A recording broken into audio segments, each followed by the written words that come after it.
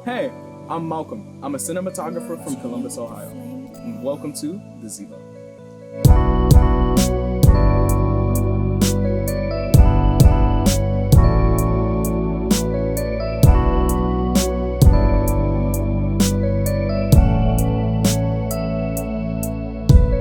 It's kind of like a double question. I would say, well, I first got into photography. My dad asked me to edit this picture, and I was like, well, let me edit this picture for him.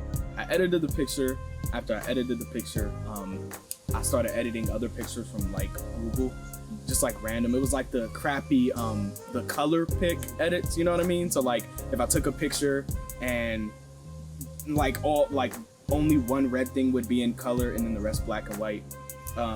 I edited pictures like that, and then I just was like, why don't I edit my own pictures? So then after a while of getting into photography, I went to the career center, and filmmaking, when that just got dropped on my lap, it just opened my eyes to a whole new world of images. So I just kind of went with that. I mean, now that I think about it, when I look back, I kind of see little things that I did here and there, taking the family camera and making like the ghost adventure type stories, or like doing little skits here and there with like my cousins, and I filmed them, and I didn't really know what I was doing, like, or setting myself up for the future, where I was like, why didn't I notice this sooner? I've always enjoyed it, you know, and I just don't know why I haven't thought about it for a career. So I just kind of noticed things from my childhood like that. How do I think? Okay, that's a good one. That's a deep one. Okay. I think I express myself through art. Just wow, that could go a lot of different ways. You're making me think. That's kind of a deep one. I think I express myself through art through just pure emotions, right? So like, anything I'm feeling, I will put like my emotions into that project, you know, whether that be film or photography. Like, if I'm feeling happy, you're gonna see. If I'm feeling, a tiny bit gloomy, the pictures are gonna come out a little bit gloomy. It's just kind of, maybe this is cliche, a little bit like a mood ring, kind of like, like, oh, Malcolm just posted black and white photos or something like that, or like, if I'm feeling a little bit like, hey, I'm proud of my culture and people are hating on it, so let me flaunt it, you know what I mean? It'll kind of just go, kind of go with the flow. Kind of like, the most extreme is when, I don't know why, I was feeling a little bit extra black one day, right? Because like, a Karen pissed my brother off, and in turn that made me mad. And I was like, what is a Karen doing, right? So I was like, you know what? I want to make Karens mad today. So my uncle has Rottweilers, and like, he has like 2 of them, and he gave one of them to us. They're all big dogs, and I was like, let me do a culture shoot. So kind of, and the thing is, it's not even violence, right? Of course, you could see the Valandez inspiration, like, because other artists like him inspire me. So I kind of like took from a little bit from him, a little bit in mine, with the dogs, and it was with Rottweilers and then his pistol that he had. So I kind of like, that was the most extreme, like, it wasn't even like to get back at them. I was just like, well, I mean, part of it was, I didn't care, but like, if people are mad at this, then oh well. That was kind of the most extreme, I guess. I don't know if that's gonna be controversial or not. Hopefully not, but okay,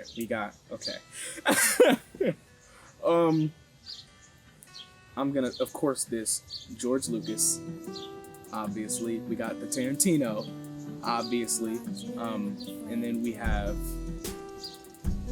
Valandez, of course, like I said. My mom and my dad, they're both creative. My mom's a hairdresser, and my dad has just always been in the comic books and creating and drawing. A24, I love them. Yeah. I have seen a lot of growth.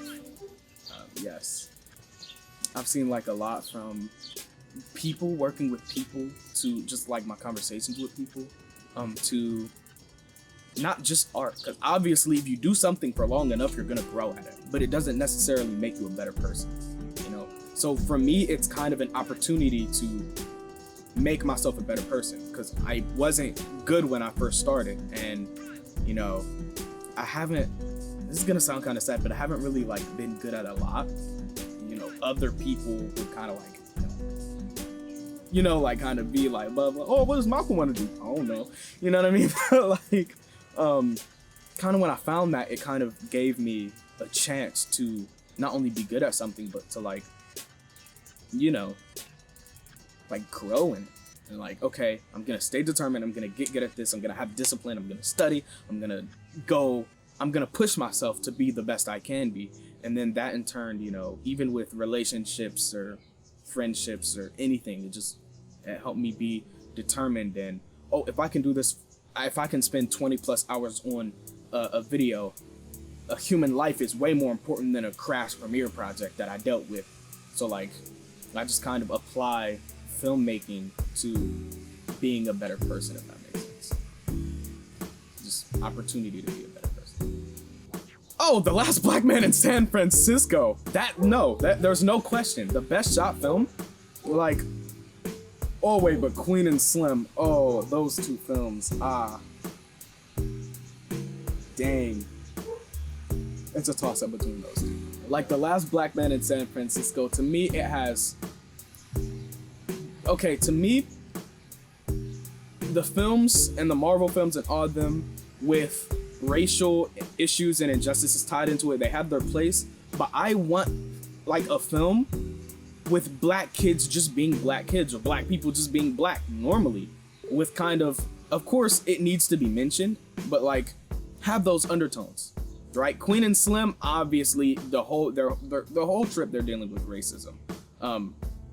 But The Last Black Man in San Francisco, it's him being him, and it kind of has the undertones. It kind of has those undertones of, the gentrification that he's dealing with in that situation and different things like that.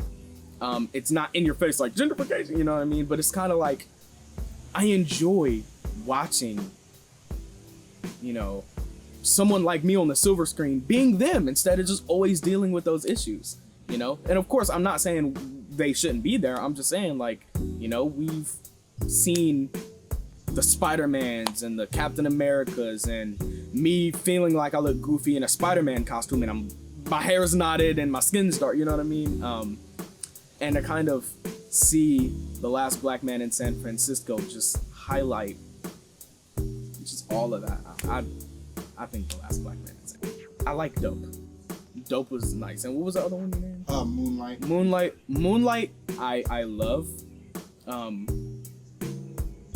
Because it dealt with the situations, especially Moonlight, it dealt with the situations to where those traits aren't the entire character. Like, for example, some shows, they'll have a black character and that's their whole personality trait, or they'll have a gay character and that's their entire personality trait. And it's like, it's obviously forced in there, you know what I mean? It's like Moonlight, it didn't do that. Like, that wasn't his whole character wasn't, you know what I mean? Or his whole character wasn't him being black or gay or anything. His whole character was him being human. Kind of the same with Dope. It was like, yeah, they got themselves mixed in, a trouble, but at the end of the day, they were kids. So I think that approach is going to expand and is going to grow. And those films have their place. And I want to see that genre grow. But I'm just saying, we have this side where the tree is like flourishing, and then this is still a little bud that if we just watered, people being people, black people just being black people, it would grow more. So that's kind of my stance on that. I don't know how to say this, but the story. What makes a great story is when the writer puts the story first above all. Because at the end of the day, that's what we're trying to do. Is we're trying to create stories. We just need to put the story first. So, I mean, I think that answered the question, but like, what makes a great story is putting the story first. That I was trash. I wish I knew that I was trash. That's one thing that I knew, that I wish I knew. it's kind of like when I would do a photo shoot or something, I think it came out so crispy. And when I look back at it, you know, I wish I knew that I was trash. It was a little bit of imposter syndrome. I'm still kind of dealing with that now. And kind of what that is like when your skill is low, you think you're like really good. And then the more you learn, you're like, I don't know anything. The more you learn that you don't know. Like the more you know you don't know, if that makes sense. So I wish I kind of knew that. Like if I would have looked like, if younger me, like 14-year-old me would have came to me with them photos, I'd have been like, bro, practice, don't flaunt this. Like, why are you bragging right now? And I kind of wish I was a little bit more humble because I didn't know what I didn't know. So it's like, get back in there and practice some more. Stop being a little cocky. Like, why are you doing that, bro? You're weird, buddy. You're weird. I mean, but freaking no. Yeah, I just kind of, like I said, I wish I knew that I wasn't good. I'm nothing without Jesus, nothing. I am absolutely like nothing. He is the one who got me my film equipment, you know. Without him, I wouldn't have got it. Like, the Greater Columbus Arts Council, by the grace of God, granted me almost $2,000 toward my camera. So Jesus first, my girlfriend, or no, okay, it goes like, you know, my girlfriend is kind of mixed in with that family. So it goes Jesus, my family, girlfriend included with that. She pushes me so much to be not only a better artist, but a better person. And then my family, my mom, dad, they inspired me to do this. My dad pushes me and he's like, think of it like this, sir. Why don't you add stuff from Kung Fu films and it would be the most ridiculous effect? But then he'd be like, hold up, actually he'd rewind to a different part. Why don't you put this in there? Like, it's not a bad idea. My mom, she's a black mom, so she's gonna see her baby grow. You know what I mean? She's gonna see her baby grow.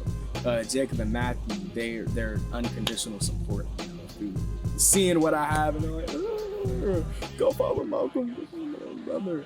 You know, Ellie, she's just there. Hey, make sure you get this content up, or hey, post this TikTok, or hey, when are you gonna do this, or when are you gonna do that? And then helping me with school on top of that. So, and then I cannot forget my friends. You know, I got John. You know, I got Ian. You know, I got Ragav. I got you. I got, you know, just the community as a whole. Just like, or my community, just like helps so much. And then like, you know, I don't really talk to them a lot anymore, but like my mentors, Matt and Zany, you know, they helped me out so much and just planting that word of God in me, you know, along with everyone I mentioned before. You know, it's just like they're just pouring into me constantly, and I'd say that's what makes me me. Behind all of this, behind the film, if God took film away from me, oh well, I'm still a son of the Most High God, and that's what makes me me. Again, it was a pleasure being here with you guys. I'm Malcolm Harrell. My Instagram is @malcolm.mov, malcolm.mov, and it was a pleasure being here. Thank you guys so much for having me.